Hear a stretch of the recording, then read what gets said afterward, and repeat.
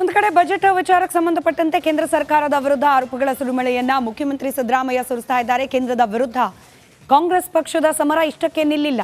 ನಿನ್ನೆಯಾದ ಬೆಳವಣಿಗೆ ವಾಲ್ಮೀಕಿ ನಿಗಮದ ಹಗರಣ ವಿಚಾರಕ್ಕೆ ಸಂಬಂಧಪಟ್ಟಂತೆ ಇಡಿ ಅಧಿಕಾರಿಗಳು ತನಿಖೆಯನ್ನು ನಡೆಸುತ್ತಿರೋ ಸಂದರ್ಭದಲ್ಲಿ ಬಲವಂತವಾಗಿ ಮುಖ್ಯಮಂತ್ರಿ ಉಪಮುಖ್ಯಮಂತ್ರಿಗಳ ಹೆಸರನ್ನ ಹೇಳುವಂತೆ ಒತ್ತಡ ಹೇರಲಾಗಿದೆ ಅಂತ ಹೇಳಿ ಸಮಾಜ ಕಲ್ಯಾಣ ಇಲಾಖೆಯ ಅಪರ ನಿರ್ದೇಶಕ ಕಲ್ಲೇಶ್ ದೂರನ್ನ ನೀಡಿದ್ದಾರೆ.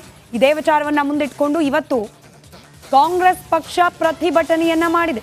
ಇಡಿ ಅಂದ್ರೆ ರೌಡಿ ಅಂತ ಸಮರವನ್ನ ಸಾರಿದ್ದಾರೆ ಕಾಂಗ್ರೆಸ್ ಪಕ್ಷದ ನಾಯಕರು. ಹಿಂಬಾಗಿಲ ಮೂಲಕ ಕಾಂಗ್ರೆಸ್ ಅನ್ನ ಹಣಿಯೋಕೆ, ಅಧಿಕಾರದಿಂದ ಕೆಳಗಿಳಿಸೋಕೆ ಕೇಂದ್ರ ಸರ್ಕಾರ ಪ್ಲಾನ್ ಮಾಡ್ತಾ ಇದೆ ಅಂತ ಕೇಂದ್ರ ಸರ್ಕಾರದ ವಿರುದ್ಧ ಸಿಡಿದು ನಿಂತರು ಕಾಂಗ್ರೆಸ್ನ ನಾಯಕರು. ಇಡಿ ಅಧಿಕಾರಿಗಳ ವರ್ತನೆಯನ್ನ ಖಂಡಿಸಿ ಧಿಕ್ಕಾರವನ್ನ ಕೂಗಿ ಪ್ರಧಾನಿ ಮೋದಿ, ಅಮಿತ್ ಶಾ ರಾಜೀನಾಮೆಗೆ ಆಗ್ರಹಿಸಿ ವಿಧಾನಸೌಧದ ಗಾಂಧಿ ಪ್ರತಿಮೆ ಬಳಿಯಲ್ಲಿ ಕಾಂಗ್ರೆಸ್ ಪ್ರತಿಭಟನೆಯನ್ನ ಮಾಡಿತು.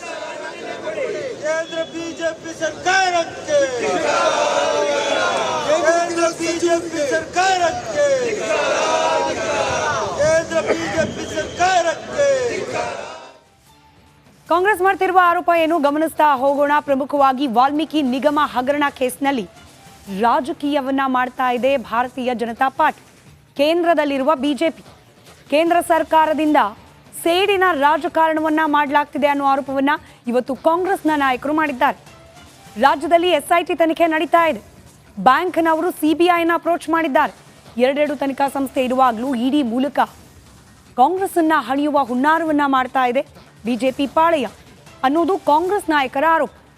ಮುಖ್ಯಮಂತ್ರಿಗಳು, ಉಪಮುಖ್ಯಮಂತ್ರಿಗಳು ಹಾಗೆ ಮಾಜಿ ಸಚಿವ ನಾಗೇಂದ್ರ ಅವರ ಹೆಸರು ಹೇಳುವಂತೆ ಒತ್ತಡವನ್ನ ಹೇರಲಾಗ್ತಾ ಇದೆ.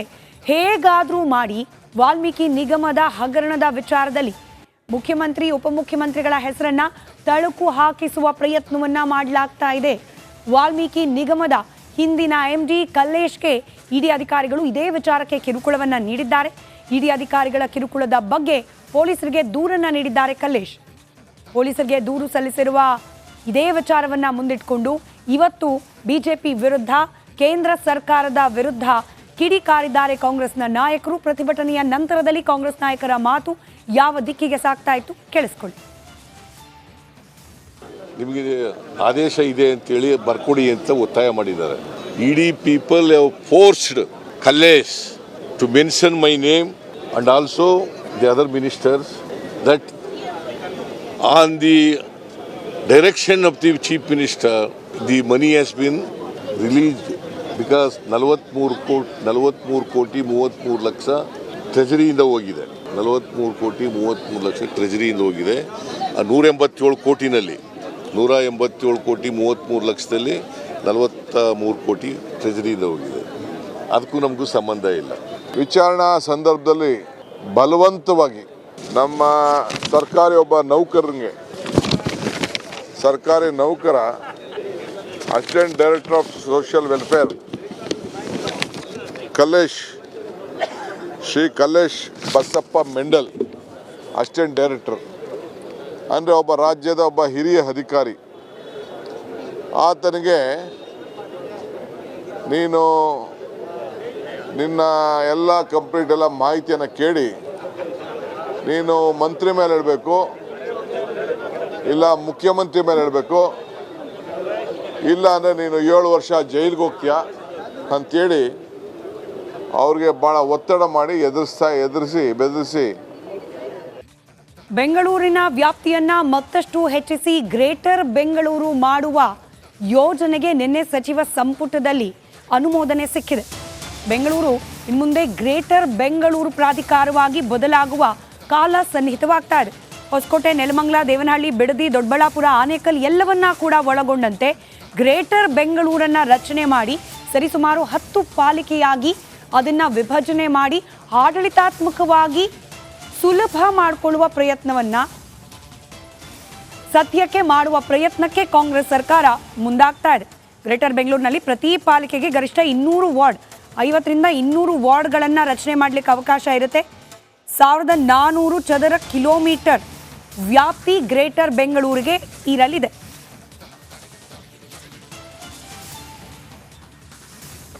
ಒಂದು ಕಡೆ ಬಜೆಟ್ ವಿಚಾರಕ್ಕೆ ಸಂಬಂಧಪಟ್ಟಂತೆ ಕೇಂದ್ರ ಸರ್ಕಾರದ ವಿರುದ್ಧ ಆರೋಪಗಳ ಸುರಿಮಳೆಯನ್ನ ಮುಖ್ಯಮಂತ್ರಿ ಸಿದ್ದರಾಮಯ್ಯ ಸುರಿಸ್ತಾ ಇದ್ದಾರೆ. ಕೇಂದ್ರದ ವಿರುದ್ಧ ಕಾಂಗ್ರೆಸ್ ಪಕ್ಷದ ಸಮರ ಇಷ್ಟಕ್ಕೆ ನಿಲ್ಲಿಲ್ಲ.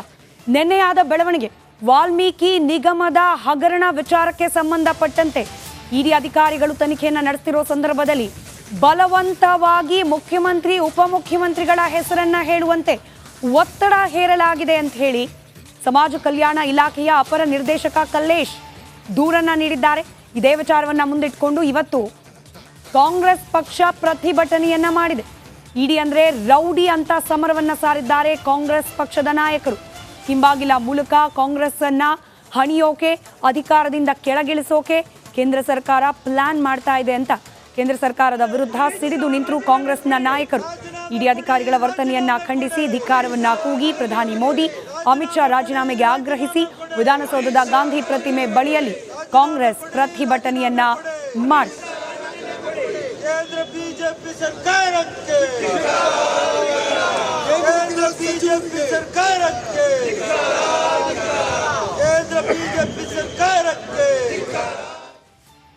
ಕಾಂಗ್ರೆಸ್ ಮಾಡ್ತಿರುವ ಆರೋಪ ಏನು ಗಮನಿಸ್ತಾ ಹೋಗೋಣ. ಪ್ರಮುಖವಾಗಿ ವಾಲ್ಮೀಕಿ ನಿಗಮ ಹಗರಣ ಕೇಸ್ನಲ್ಲಿ ರಾಜಕೀಯವನ್ನ ಮಾಡ್ತಾ ಇದೆ ಭಾರತೀಯ ಜನತಾ ಪಾರ್ಟಿ, ಕೇಂದ್ರದಲ್ಲಿರುವ ಬಿಜೆಪಿ. ಕೇಂದ್ರ ಸರ್ಕಾರದಿಂದ ಸೇಡಿನ ರಾಜಕಾರಣವನ್ನ ಮಾಡಲಾಗ್ತಿದೆ ಅನ್ನೋ ಆರೋಪವನ್ನ ಇವತ್ತು ಕಾಂಗ್ರೆಸ್ನ ನಾಯಕರು ಮಾಡಿದ್ದಾರೆ. ರಾಜ್ಯದಲ್ಲಿ SIT ತನಿಖೆ ನಡೀತಾ ಇದೆ. ಬ್ಯಾಂಕ್ನವರು CBIನ ಅಪ್ರೋಚ್ ಮಾಡಿದ್ದಾರೆ. ಎರಡೆರಡು ತನಿಖಾ ಸಂಸ್ಥೆ ಇರುವಾಗಲೂ ಇಡಿ ಮೂಲಕ ಕಾಂಗ್ರೆಸ್ ಅನ್ನ ಹಣಿಯುವ ಹುನ್ನಾರವನ್ನ ಮಾಡ್ತಾ ಇದೆ ಬಿಜೆಪಿ ಪಾಳೆಯ ಅನ್ನೋದು ಕಾಂಗ್ರೆಸ್ ನಾಯಕರ ಆರೋಪ. ಮುಖ್ಯಮಂತ್ರಿಗಳು, ಉಪಮುಖ್ಯಮಂತ್ರಿಗಳು ಹಾಗೆ ಮಾಜಿ ಸಚಿವ ನಾಗೇಂದ್ರ ಅವರ ಹೆಸರು ಹೇಳುವಂತೆ ಒತ್ತಡವನ್ನ ಹೇರಲಾಗ್ತಾ ಇದೆ.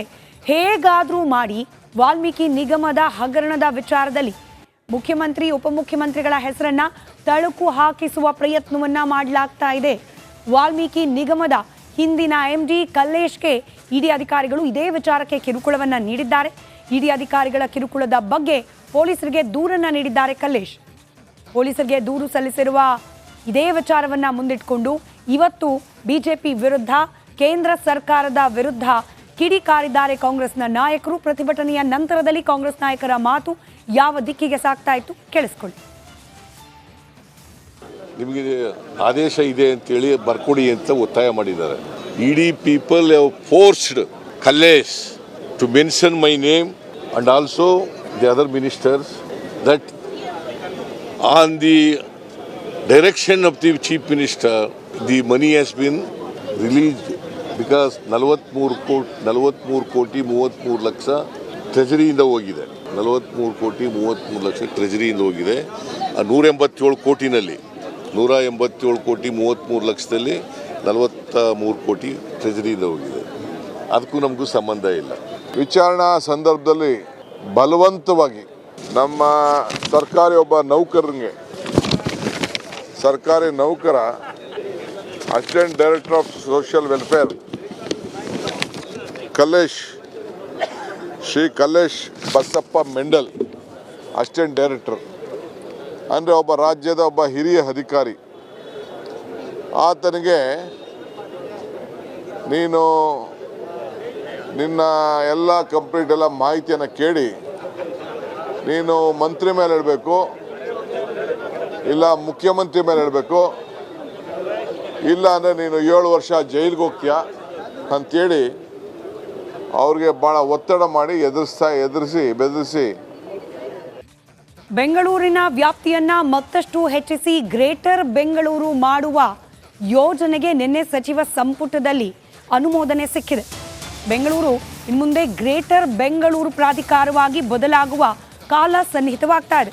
ಹೊಸಕೋಟೆ, ನೆಲಮಂಗಲ, ದೇವನಹಳ್ಳಿ, ಬಿಡದಿ, ದೊಡ್ಡಬಳ್ಳಾಪುರ, ಆನೇಕಲ್ ಎಲ್ಲವನ್ನ ಕೂಡ ಒಳಗೊಂಡಂತೆ ಗ್ರೇಟರ್ ಬೆಂಗಳೂರನ್ನ ರಚನೆ ಮಾಡಿ ಸರಿಸುಮಾರು 10 ಪಾಲಿಕೆಯಾಗಿ ಅದನ್ನ ವಿಭಜನೆ ಮಾಡಿ ಆಡಳಿತಾತ್ಮಕವಾಗಿ ಸುಲಭ ಮಾಡಿಕೊಳ್ಳುವ ಪ್ರಯತ್ನವನ್ನ ಸದ್ಯಕ್ಕೆ ಮಾಡುವ ಪ್ರಯತ್ನಕ್ಕೆ ಕಾಂಗ್ರೆಸ್ ಸರ್ಕಾರ ಮುಂದಾಗ್ತಾ ಇದೆ.